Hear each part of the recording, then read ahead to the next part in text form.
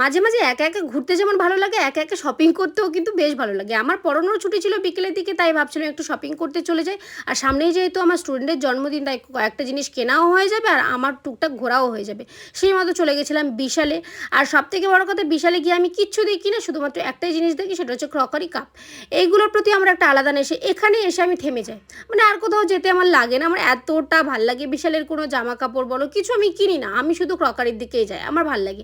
তো স্টুডেন্টের জন্য একটা বোতল আর একটা জুস জার কিনলাম। আর খুব তেষ্টা পেয়েছিল, ভাবছিলাম জল খাবো, তার থেকে ভালো একটু লস্যি খাওয়া যাক। লস্যিটা এত ভালো টেস্টি করেছিল যে কি বলবো, ভীষণ ভালো লেগেছিল। বোনের জন্য একটু পক করে নিলাম আর তারপরে চলে আসলাম বাড়ি থেকে। অ্যাপেলো থেকে আমার জন্য কয়েকটা টিস্যু নিয়েছিলাম। তো দুটো নিই, 50 টাকা দামের। ওটা হচ্ছে তোমার একটা কিনলে একটা ফ্রি।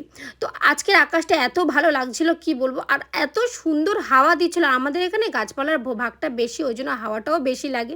যাই হোক, আজকের দিনটা তোমার বেশ ভালো কেটেছে।